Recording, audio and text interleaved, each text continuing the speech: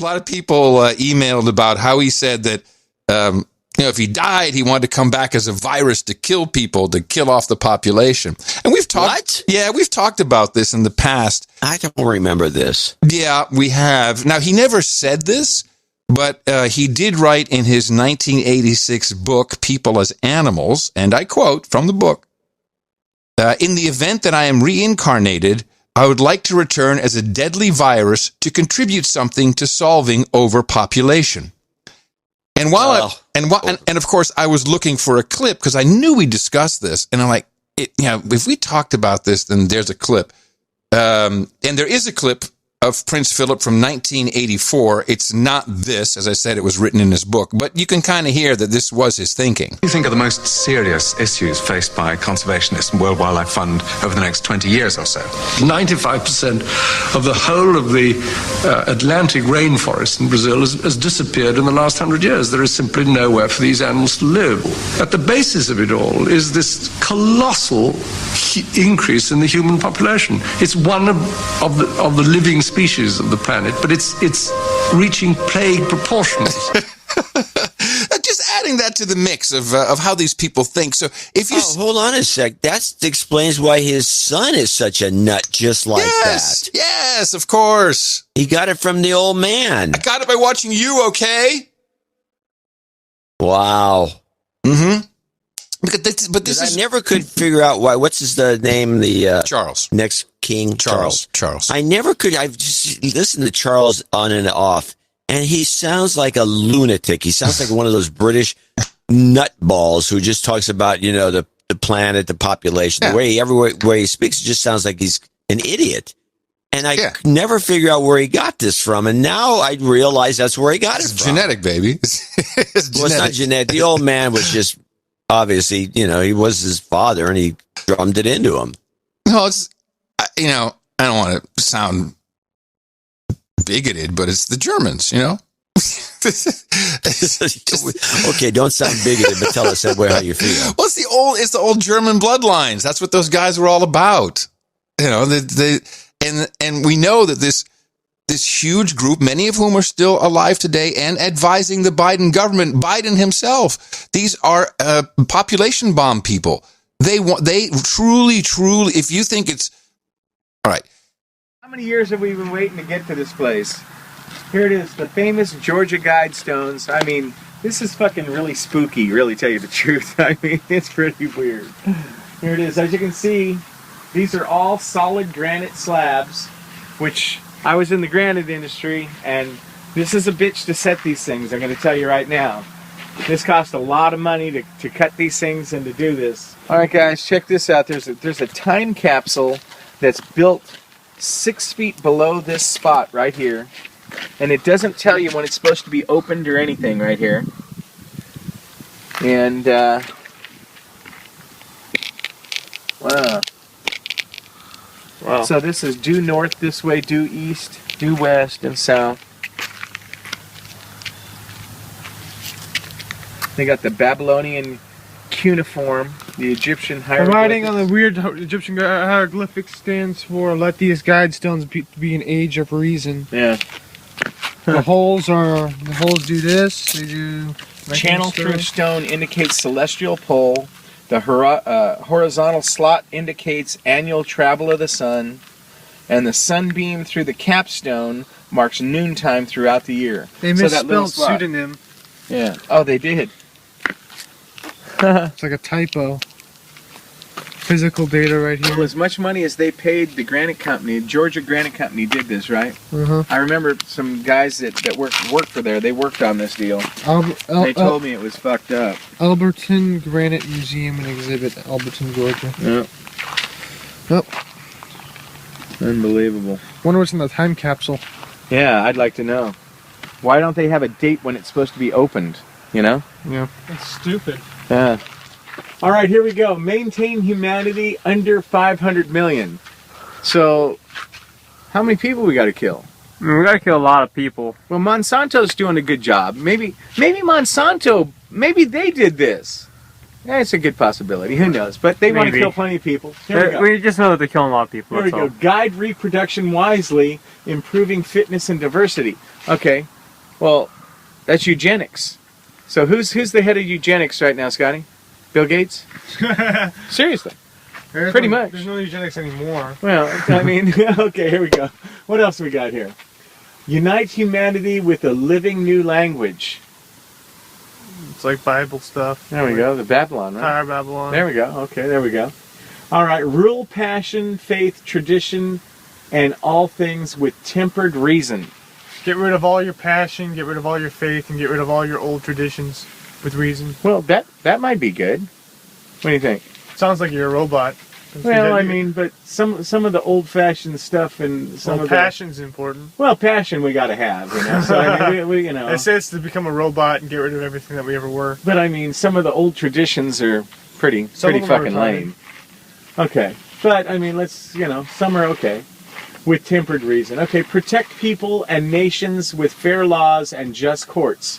Well, okay, isn't that what America was all about? I mean, weren't we supposed to be free and It's just telling you what to think. Oh, okay. Well, we'll go from there. Okay, let's see. Let all nations rule internally, resolving external disputes in a world court. Isn't that kind of like New World Order kind of thing? Huh? Isn't that like the United Nations? Yeah, I was gonna say it's the UN right there. There we go. The United Nations. There we go. Maybe they built it. Okay, let's see. Avoid petty laws and useless officials. Now that I agree with. Absolutely. Yeah, absolutely. Yeah. Avoid petty laws. Fuck yeah. And the useless officials. I mean, do you know any officials that aren't useless? Let's get rid of them. There we go. All right. Balance personal rights with social duties. Okay, come on now. Sounds like Russia communist mode. You know, I mean, Soviet Russia happening. Social duties. Yes, let's get our social duties, huh? Okay. Nazi Germany. Prize truth, beauty, love, seeking harmony with the infinite. That sounds pretty fucking... That just sounds like it's thrown in there to sound like you're real nice or something. Yeah, that sounds so stupid. All right. Well, I mean, we can believe in that. We can prize truth. Yes, we prize truth, beauty, love. Yes. Prize good things. Okay. All right. Stuff. Well, I like I like the next. I like the next one here. Be not a cancer on the earth. Okay, I can agree with that. Let's try not to be cancer on the earth. Leave room for nature. Leave room for nature. Well, I don't know. How many times have we traveled across the country? I think there's plenty of nature still left, isn't there? There's lots of it, but... I mean, I think there's a lot of nature still left. So, I don't know. Nature. What do you think? Well, there it is. Pretty bizarre. Guys, I just want to let you know one thing. Each one of these blocks right here weigh 25,000 pounds. Okay, so 25,000 pounds each. And... it cost a lot of money. Just to get an idea of how big they are. It's a lot of money to build these things, man. So who the hell did this and why? Receive breaking news from Buckingham Palace, which has announced that the King has been diagnosed with cancer. Let me bring you that statement from Buckingham Palace in full. During the King's recent hospital procedure for benign prostate enlargement, a separate issue of concern was noted. Subsequent diagnostic tests have identified a form of cancer. His Majesty has today commenced a schedule of regular treatments, during which time he's been advised by doctors to postpone public-facing duties. Throughout this period, His Majesty will continue to undertake state business and official paperwork as usual. The King is grateful to his medical team for their swift intervention, which was made possible thanks to his recent hospital procedure. He remains wholly positive about his treatment and looks forward to returning to full public duty as soon as possible. And that statement concludes by saying that His Majesty has chosen to share his diagnosis to prevent speculation and in the hope that it may assist public understanding for all those around the world who are affected by cancer. Well, that statement just through from the palace in the last few moments. Our royal correspondent, Daniela Relf, is here with me. And that note of optimism within that statement, Daniela, but nonetheless, a huge shock. Yeah, on a personal level, clearly for the King, for the Queen and for the wider royal family, this will be a shock. Coming so early on, just 17 months into his reign, he is now facing such a serious health challenge. It was exactly a week ago today, this afternoon, that I was outside the hospital watching as the King left. He'd been there for 3 nights being treated for that benign prostate condition. He was actually on reflection in hospital a little longer than we had anticipated. We thought he would perhaps be out after 1 or 2 nights, but he stayed in for the whole weekend for 3 nights. And we now know that it was during that stay in hospital that this cancer was discovered. A secondary condition was found, and that's when it was spotted. So clearly a difficult period of time now for the King and the wider royal family. He'll be stepping back from all of his royal duties, bar some of the admin of royalty. He'll be able to deal with the red boxes. We're told that he will carry on, hopefully having his audience with the Prime Minister each week and also taking part in the Privy Council meetings. But he's going to step back. We're going to see more of the Prince of Wales, his son William, and of his wife Queen Camilla. They will be picking up some of his duties. But for now, he is going to focus on his treatment and his recuperation, that treatment that started today. Yes, and just a slightly further thought about the positivity, because we saw him with the Queen very, very recently, walking around, waving to the crowds, waving to the cameras. That's right. We saw the King yesterday on his Sandringham estate in Norfolk. He was on his feet walking to church from the main house at Sandringham up to the main church, Mary Magdalene Church. That in itself is around a 10-minute walk, so he was well enough to do that.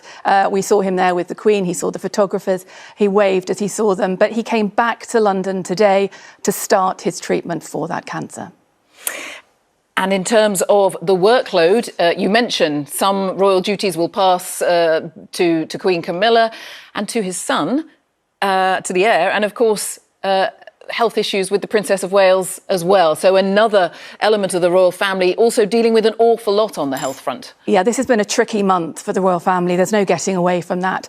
Prince William had scaled back his own diary to help look after his wife while she was in hospital. And now that she's back home in Windsor recuperating, we are due to see him for the first time since the 11th of January. This Wednesday, he's carrying out 2 engagements. That's the first time we've seen him since his wife was unwell. But clearly going forward with both his wife and his father now out of the picture, he is going to have to pick up some of those royal engagements. All right, Daniela, I know you'll stay with us. Our health editor, Hugh Pym, is with me.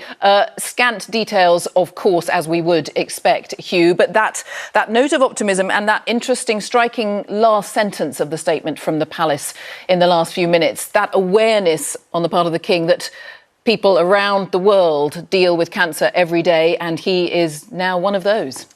Well, indeed, Jane. All we know is that the King came down from Sandringham to London today and began his treatment as an outpatient. We don't know precisely where, and according to the palace, he continues to be at home in London this evening. Now, we don't know what form of treatment this involves. We know it's not prostate cancer. It was discovered in the course of treatment for his benign prostate enlargement, and prostate cancer was ruled out at the time, and it's been ruled out now, according to the palace, but we don't know what form of cancer it is, and it's still not entirely clear how it was discovered. Was it through scans or some other form of examination in the course of that treatment for his prostate condition?